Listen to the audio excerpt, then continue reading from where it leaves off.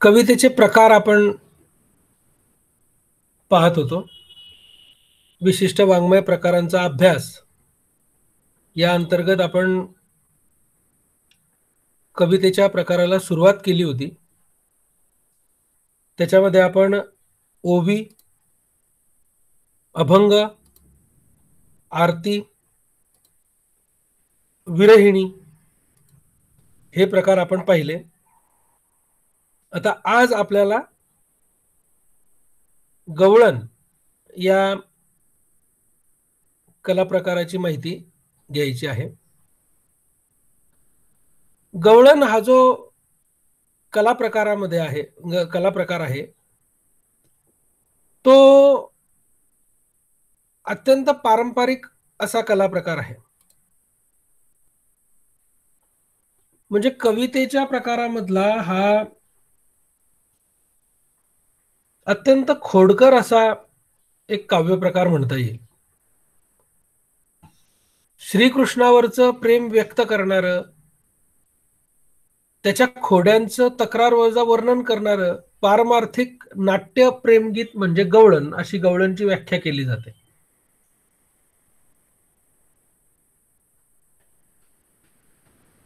श्रीकृष्णाच्या संदर्भामध्ये ज्या ज्या तक्रारवजा गीतांची निर्मिती झालेली आहे त्या सर्व गीतांना गवळण म्हटलं जातं. गोपिकांच्या मनामधला भगवान श्रीकृष्णावरचा आर्तभाव, त्याच्यावरील प्रेम हे गवळणीमधून व्यक्त केलं गेलेलं आहे. खट्याळ आणि खोडकर अशा गवळणी या मध्ययुगीन कालखंडामध्ये संत एकनाथांनी मोठ्या प्रमाणावर लिहिल्या. शृंगार, वात्सल्य असे लौकिक प्रेमाचे नाट्यमयी भावरूप गवळणीमध्ये आपल्याला पाहायला मिळतं. म वा धोंड म्हणून जे मध्ययुगीन वाङ्मयाचे अभ्यासक आहेत त्यांनी लिहिलंय की कृष्णाच्या बाळक्रीडा, खोड्या वगैरे विषयीची वत्सल गीते आणि त्यांच्या शृंगार क्रीडा, त्याच्या भेटीची उत्सुकता, त्याकरता केलेली साहसे, सोसलेले जनापवाद, विरह, दुःख इत्यादी विषयीची शृंगार गीते यशोदा, सखी किंवा कृष्ण यांना उद्देशून निरनिराळ्या प्रसंगांच्या अनुरोधानं गोपिकांनी गायलेली ही गीते आहे. त्यामध्ये नाट्य अवतरलेलं असतं.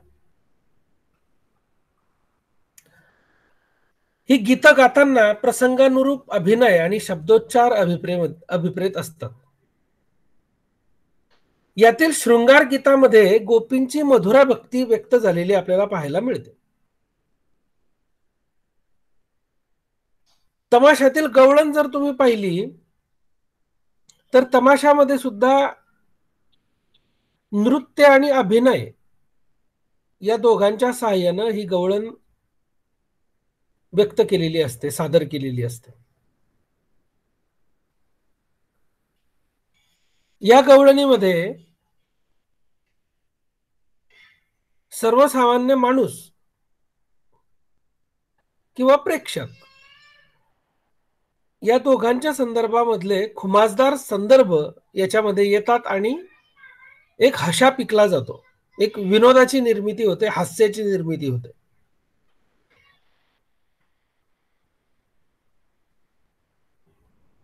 गवळण हा अत्यंत पुरातन असा काव्य प्रकार असला तरी आजच्या आधुनिक काळातही अनेक गवळणी या चित्रपटाच्या माध्यमातून किंवा विविध पारंपरिक नाटकांच्या माध्यमातून आपल्याला रंगमंचावर अवतरताना दिसतात.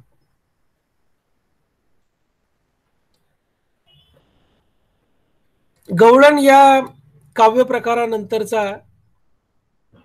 पुढचा काव्य प्रकार म्हणजे भारुड. पुन्हा एकदा भारुड या काव्य प्रकाराचा जो संदर्भ जोडला जातो तो संत एकनाथांशी, अर्थात संत नामदेव, संत ज्ञानेश्वर, संत एकनाथ या सर्वांनीच भारुडांची रचना केलेली असली तरी एकनाथांनी जी भारुडांची रचना केलेली आहे त्याचा मध्ययुगीन साहित्याच्या इतिहासामध्ये त्याला अत्यंत महत्वाचं स्थान आहे. भार म्हणजे जनसमुदाय आणि त्यावर आरूढ म्हणजे अवलंबून असलेले किंवा त्या संदर्भात असलेले अर्थातच जनसमुदायासंबंधीचे लोकगीत म्हणजे भारुड, अशी भारुडाची व्याख्या केली जाते. संत ज्ञानेश्वर, संत नामदेव, संत एकनाथ इत्यादी संत कवींनी भारुडाची रचना केलेली आहे.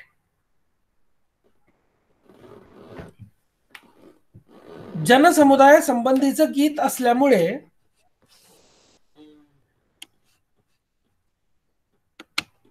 मनोरंजनातून आध्यात्मिक व नैतिक शिकवण देण्याचं काम भारुडाच्या माध्यमातून केलं गेलेलं आहे. लोकांचं प्रबोधन व्हावं, ईश्वर भक्तीचा जो हेतू घेऊन संत साहित्य निर्माण झालेलं आहे त्या ईश्वर भक्तीचा हेतू साध्य व्हावा म्हणून भारुडांची रचना मोठ्या प्रमाणात झालेली दिसून येते. भारुडांच्या निर्मितीमागचं मुख्य कारणच म्हणजे त्याच्या जन्मामागची मुख्य प्रेरणाच ही लोकप्रबोधन आहे.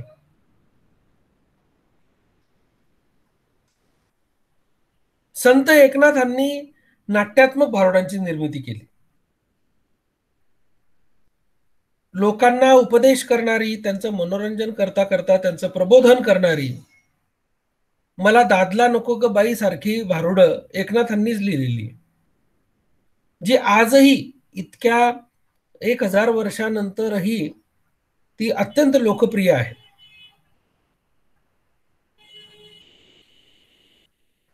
भारुडांचं सादरीकरण जर तुम्ही पाहिलं तर लोकजीवनामधले विविध वाद्य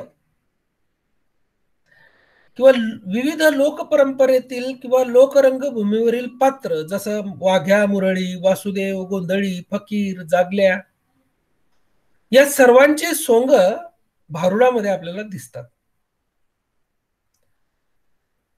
त्यांचं भारुड गीत गाण्याची पद्धत ही खास ढंगातली आपल्याला आढळते.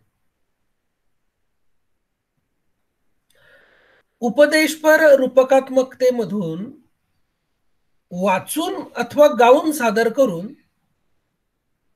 विशिष्ट हावभावांच्या माध्यमातून भारुडाद्वारे लोकमनोरंजन साधायचे आणि त्यातून लोकांचे प्रबोधन करायचे.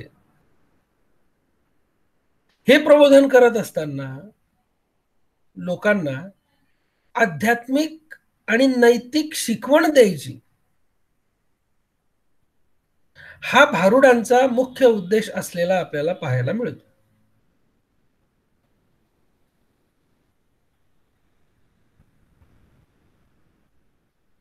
भारुड या काव्य प्रकाराबरोबरच मध्ययुगीन काळामध्ये पद, स्तोत्र, भूपाळी, श्लोक असे वेगवेगळे काव्य प्रकार निर्माण झाले. या काव्य प्रकारांमध्ये जर तुम्ही पाहिलं काळजीपूर्वक यांचं स्वरूप तर भक्त आणि ईश्वर यांच्यामधला भाव संबंध व्यक्त करणारे हे काव्य प्रकार आहेत पहा. आणि हे सगळे काव्य प्रकार म्हणजे भारुड असेल, अभंग, विरहिणी, गवळण, स्तोत्र, भूपाळी, श्लोक, पद, जे जे मध्ययुगीन कालखंडातील संतांनी निर्माण केलेले काव्य प्रकार आहेत, या सर्वांमागची प्रेरणा लोक शिकवणच आहे.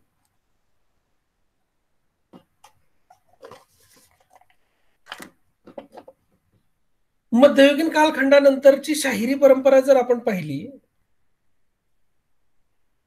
तर या शाहिरी परंपरेमध्ये पोवाडा आणि लावणी हे दोन महत्वाचे पद्य रचना प्रकार दिसून येतात. वीर रसाचा आणि शृंगार रसाचा प्रत्यय देणारे हे प्रकार, पोवाडा आणि लावणी.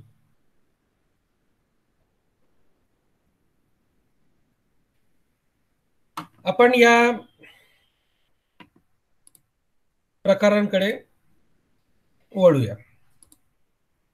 पोवाडा कवितेच्या प्रकारांमधला पुढचा काव्य प्रकार.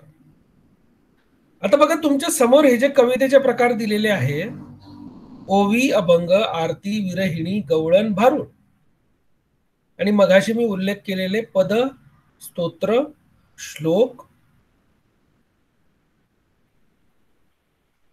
हे जे प्रकार आहेत हे सगळे मध्ययुगीन प्रकार आहेत. पहा, आता हे मध्ययुगीन कवितेचे प्रकार झाल्यानंतर आपण हळूहळू वळतो आहोत आधुनिक कवितेच्या प्रकारांकडे.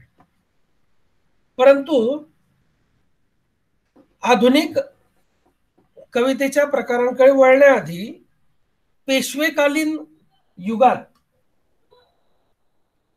जे दोन मुख्य काव्य प्रकार लिहिले गेले, पोवाडा आणि लावणी, या दोन प्रकारांचा आपण पहिल्यांदा परामर्श घेऊ.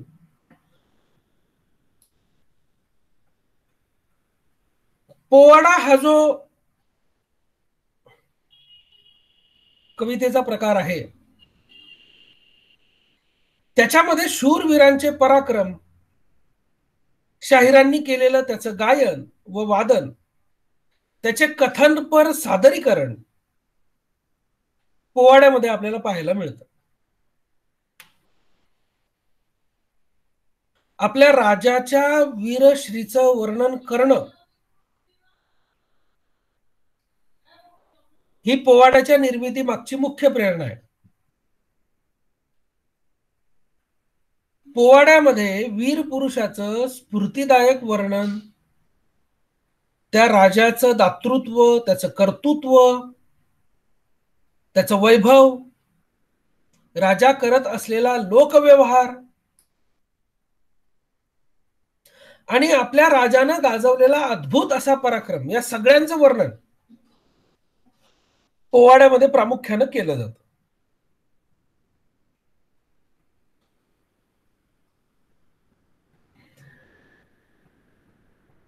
राजाच्या संदर्भातली स्तुती सुमन पोवाड्यांमध्ये उधळलेली असतात. पोवाड्यांची रचना ही प्राचीन काळापासून होत आलेली आहे.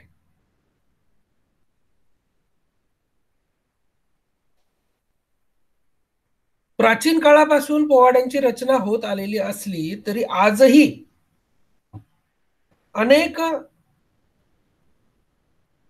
ठिकाणी पोवाडा हे जनजागृतीचं माध्यम म्हणून स्वीकारलं गेलेलं आहे. जनजागृतीच्या संदर्भामध्ये जसं पथनाट्यासारखा एक लोककला प्रकार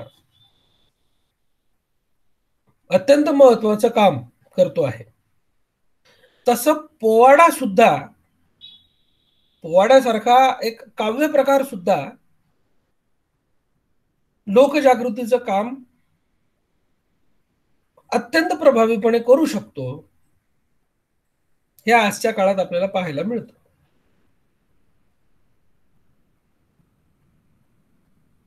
समकालीन घटनांवरचे विविध पोवाडे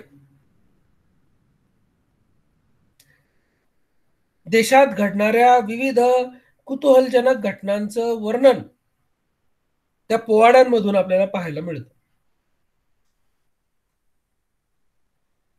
पोवाड्यांची निर्मिती करणारे जे वेगवेगळे शाहीर होते, ते गावोगावी जाऊन चौका-चौकात पोवाड्यांचं सादरीकरण करत असायचे. पोवाडा ऐकणाऱ्या प्रेक्षकाला त्या पोवाड्यातून व्यक्त केलेल्या घटनेतील प्रसंग डोळ्यांसमोर जसेचे तसे दिसले पाहिजे. त्यातून कुतूहल निर्मिती झाली पाहिजे.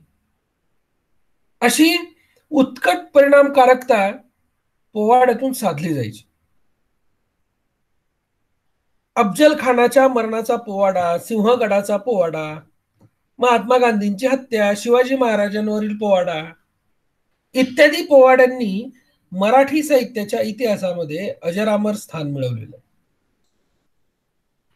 इतका हा पोवाडा महत्वाचा काव्य प्रकार आहे.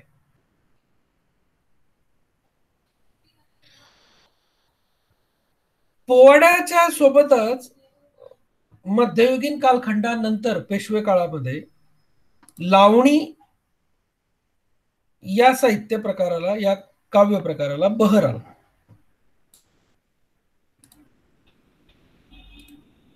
लावणीचा जर तुम्ही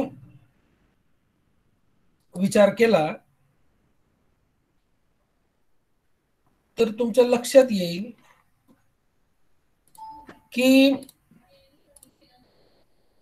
पेशव्यांच्या कालखंडात, म्हणजे जेव्हा पेशव्यांचं राज्य महाराष्ट्रामध्ये होतं, त्यावेळी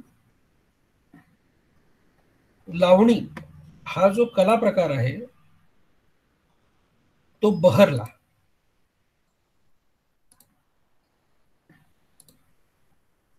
लावणीच्या संदर्भामध्ये रसाचा उल्लेख केला तर लावणी ही शृंगार रसपूर्ण असते.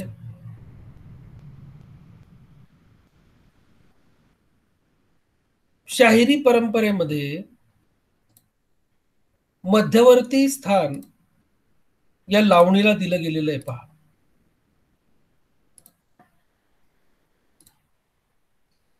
लावणीचे विषय, तिची मांडणी, हे जर तुम्ही पाहिलं तर ते एका स्वतंत्र पद्धतीनं अभिव्यक्त झालेलं आपल्याला दिसून येतं. शृंगार रसयुक्त भावपर अशा लावणीत स्त्री सौंदर्याचं, प्रेमाचं तबला अथवा ढोलकीच्या तालावर अभिव्यक्ती झालेली असते. ही अभिव्यक्ती नटखट, चटकदार आणि ठसकेबाज अशा पद्धतीनं केलेली असते. लावणीमध्ये नृत्य आणि नर्तकीचे हावभाव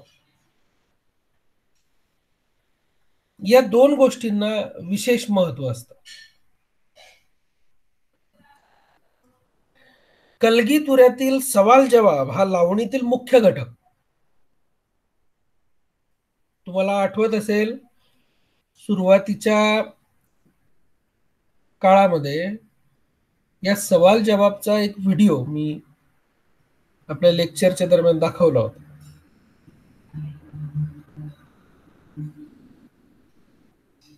पुन्हा एकदा मी केव्हा तरी तुम्हाला तो व्हिडिओ दाखवला. पेशवे काळामध्ये लावणी विशेष लोकप्रिय झाली.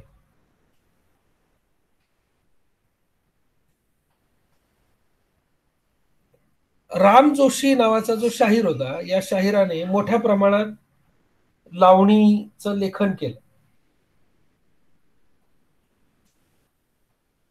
त्यातला शृंगार अधिक उत्तान केला. अत्यंत बहुरंगी, बहुढंगी अशा लावण्या राम जोशींनी लिहिल्या.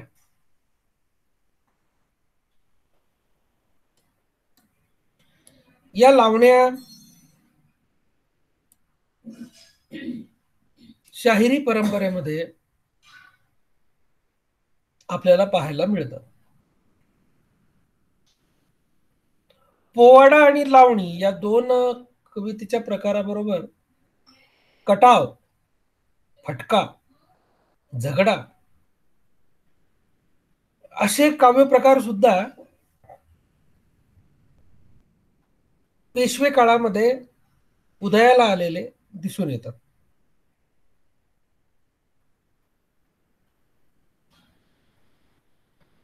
पुढे आधुनिक कालखंडामध्ये जेव्हा इंग्रजी सत्ता आपल्याकडे आली आणि इंग्रजांनी शिक्षण द्यायला सुरुवात केली,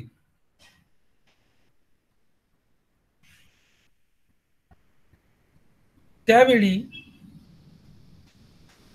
सुनीत, गीतकाव्य, गझल, मुक्तछंद, दशपदी, हायकू, विडंबन असे वेगवेगळे आधुनिक काव्य प्रकार निर्माण झाले.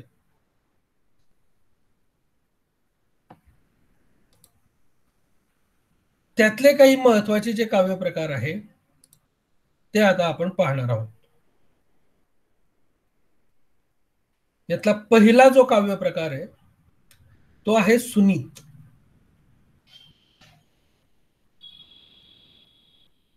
(1884) मध्ये केशवसुतांनी इंग्रजी वाङ्मयाच्या प्रभावातून सुनीताची रचना केली.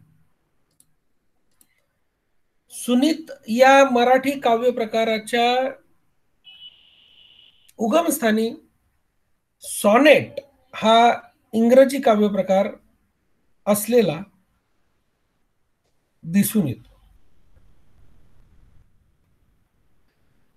इंग्रजीतील सॉनेट या पद्यरचना प्रकारावरून मराठीमध्ये सुनीत हा रचनाबंध रुळला. त्याला स्वनितक, सुनीतिका या नावांनी सुद्धा ओळखलं जातं. 14 चरणांचा तो रचनाबंध असतो. त्यामध्ये 12 चरण असतात आणि शेवटी 2 ओळी असतात किंवा 8 अधिक 6 ओळी असा सुनीतचा रचनाबंध आपल्याला पाहायला मिळतो मराठीमध्ये. इंग्रजीमध्ये वर्ड्सवर्थ आणि मराठीमध्ये केशवसूत यांनी सुनीत हा जो काव्य प्रकार आहे त्याला विशेष लोकप्रिय केले.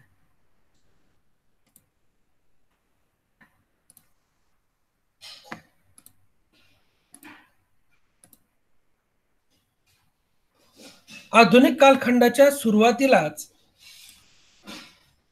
सुनीत या काव्य प्रकारामधून केशवसुतांनी लेखन केलेलं आपल्याला पाहायला मिळतं.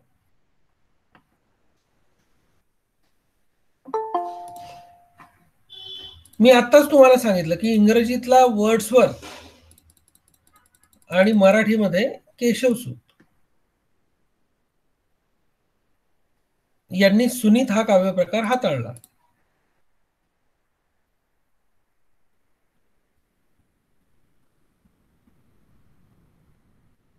विषय स्थापना, भावविस्तार आणि समारोप किंवा चमत्कृतीजन्य शेवट अशा प्रकारचा रचनाबंध या सुनीत मध्ये आपल्याला पाहायला मिळतो.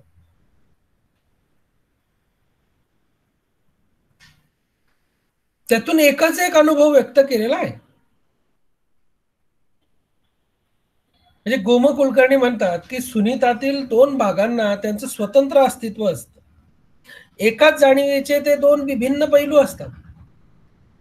चमकदारपणे, चमत्कृतीपूर्णरित्या किंवा जाणीवेची एक वेगळी आकस्मिक बाजू म्हणून ते पैलू आपलं अस्तित्व जागवून देत असतात. त्यांना एकत्र गुंफण्यात कवी प्रतिभेचं यश सामावलेलं आहे. साहजिकच भावनेचं गांभीर्य, त्यातून गर्भित असलेलं नाट्य, रचना शिल्पाची घनता, सूत्रबद्धता, क्रमपूर्णता या वैशिष्ट्यांना सुनीतामध्ये विशेष प्राधान्य असलेलं आपल्याला दिसून येतं. मराठीमध्ये गोविंदाग्रज, बालकवी, बी इत्यादींसह रविकिरण मंडळातील अनेक वेगवेगळे जे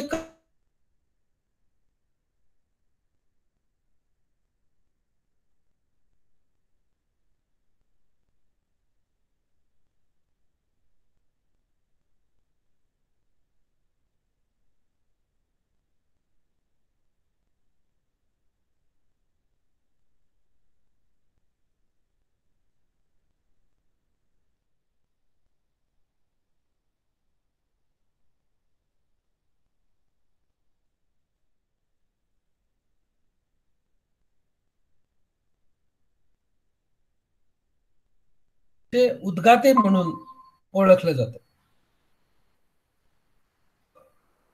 मराठी साहित्यामध्ये केशवसुतांना सुनीत या काव्यप्रकाराचा उद्गाता म्हणून ओळखलं जातं.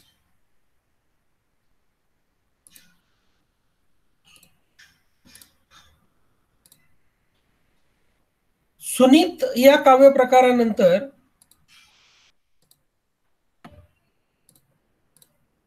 जो पुढचा काव्यप्रकार आहे तो म्हणजे गीतकाव्य.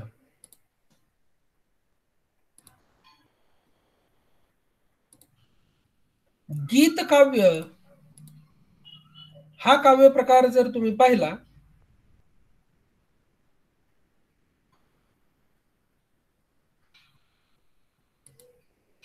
तर तुमच्या लक्षात येईल की हा अत्यंत लोकप्रिय असा रचना प्रकार आहे.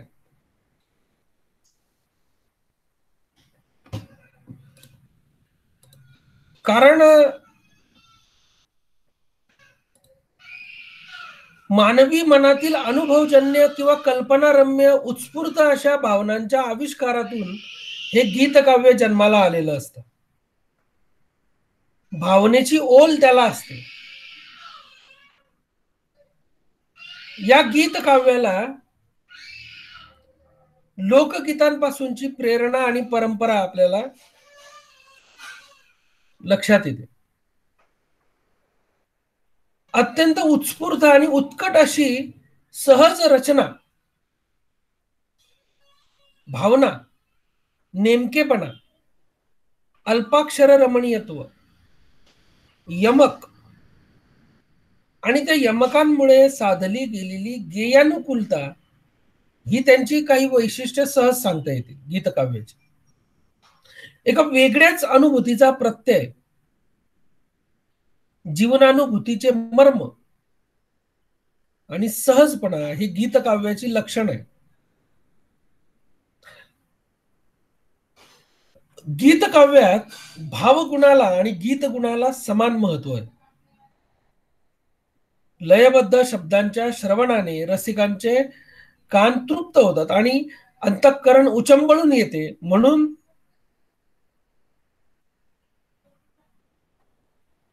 भावकाव्य छंदामध्ये किंवा लयबद्ध शब्दांमध्ये गीतकाव्य अवतीर्ण होत असतं.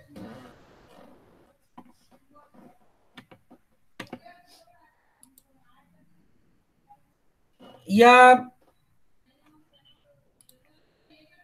गीतकाव्याच्या संदर्भामध्ये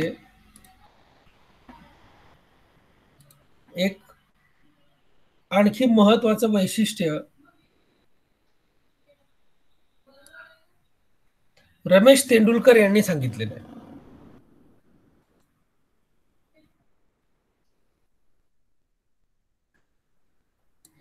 रमेश तेंडुलकर म्हणतात की गीत काव्य प्रकाराच्या परंपरेमध्ये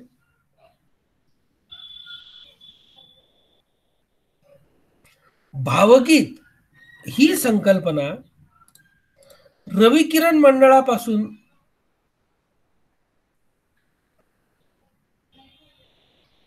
प्रत्यक्षपणे अस्तित्वात आली.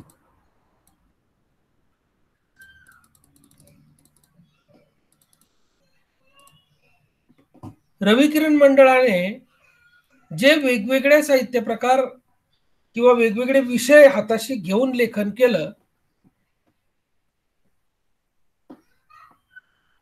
त्यामध्ये गीत काव्यात्मक रचना सुद्धा त्यांनी केली.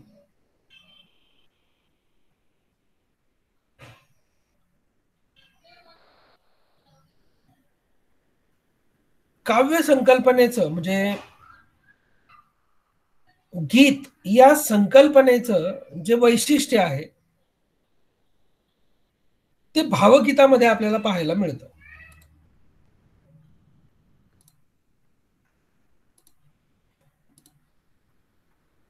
पुढे गझल, हायकू, विडंबन असे 3 महत्वाचे कवितेचे प्रकार आपल्याला लक्षात घ्यायचे आहे.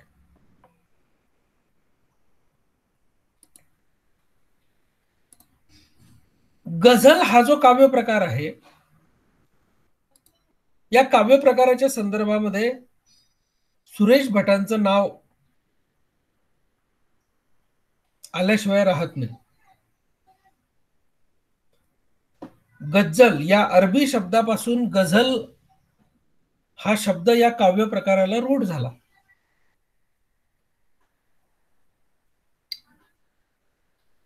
दोन दोन ओळींच्या कडव्यांनी तयार झालेला,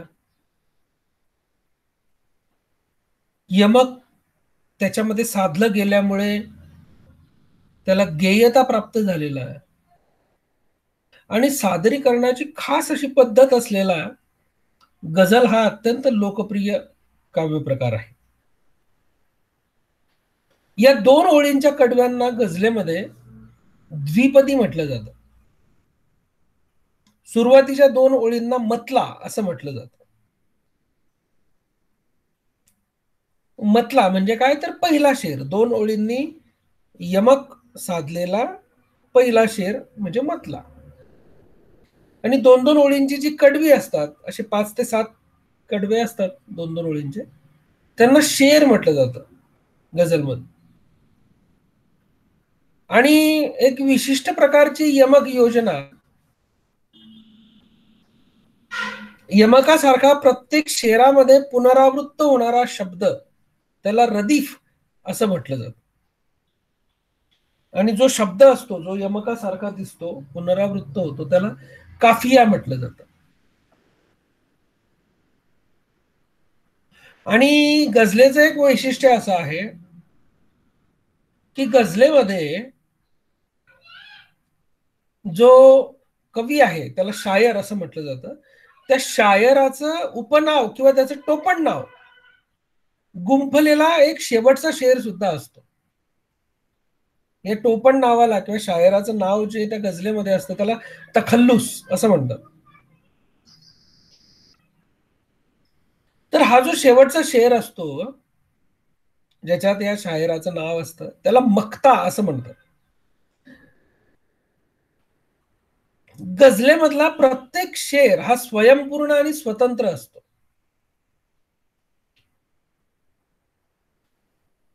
तो सुभाषितांसारखा वापरता येतो.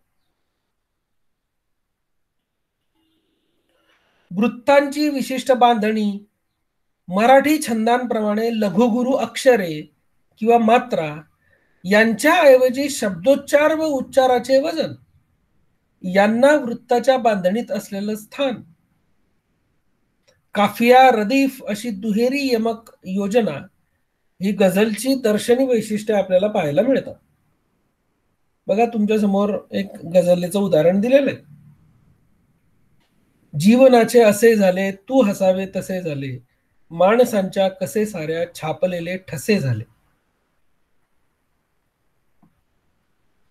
बघा, जीवनाचे असे झाले, तू हसावे तसे झाले, याच्यामध्ये पहिल्या, दुसऱ्या आणि चौथ्या ओळीमध्ये यमक आपल्याला पाहायला मिळत आहे. शब्दाची पुनरावृत्ती आहे. आणि लघुगुरु अक्षरांचा जर विचार केला तर बघा, लघुगुरु अक्षरांचा क्रम सगळीकडे सारखा आहे, चारही ओळींमध्ये. हा क्रम गझलेच्या पूर्ण 6च्या 6 शेरमध्ये म्हणजे 12 ओळींमध्ये सारखाच दिसलेला पाहायला मिळतो. सारखाच दिसतो. अशी तंत्रशुद्ध कविता म्हणजे गझल.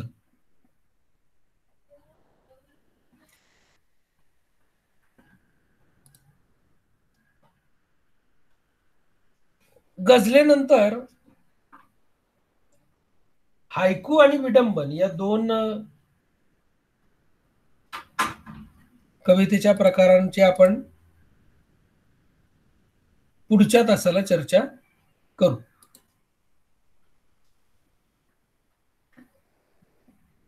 आज आपण गवळण, भारुड, पोवाडा, लावणी, सुनीत, गीतकाव्य आणि गझल हे काही प्रकार आपण पाहिले. पुढच्या तासाला हायकू आणि विडंबन या दोन काव्य प्रकारांची चर्चा आपण करणार आहोत.